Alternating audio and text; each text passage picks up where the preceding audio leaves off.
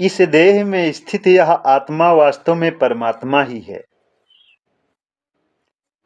वह साक्षी होने से उपद्रष्टा और यथार्थ सम्मति देने वाला होने से अनुमंता, सबका धारण पोषण करने वाला होने से भर्ता,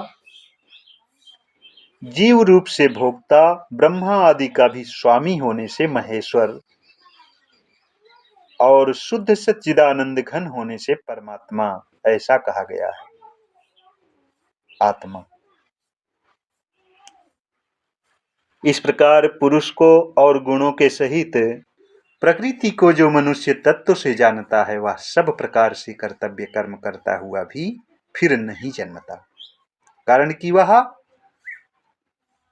ब्रह्म आत्मा को ब्रह्म स्वरूप तत्व से जानता है। इस कारण वह कर्तव्य कर्म करता हुआ फिर नहीं जन्मता। ध्यानेनात्मनि पश्यन्ति केचिदात्मान मात्मना अन्ये सांख्येन योगेन कर्म योगेन चापरे। अर्थात उस परमात्मा को कितने ही मनुष्य तो शुद्ध हुई सूक्ष्म बुद्धि से ध्यान के द्वारा हृदय में देखते हैं, ध्यान के द्वारा हृदय में देखते हैं।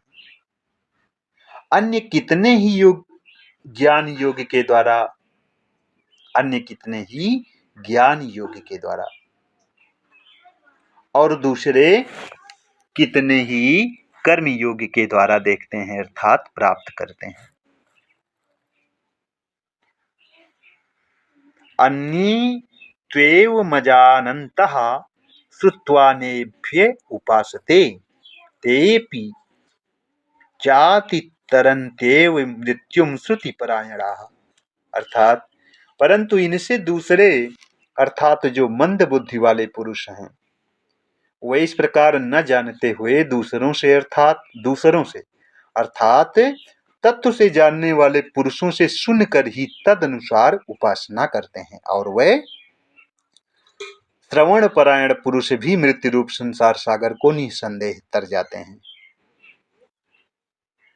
किंतु जिनका आध्यात्म में विश्वास ही नहीं है, निष्ठा ही नहीं है, वे कैसे तरेंगे।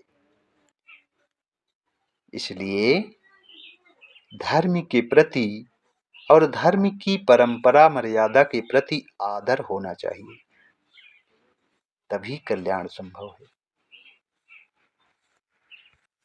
हरि ओम तत्सत। नमो नारायणाय नमः।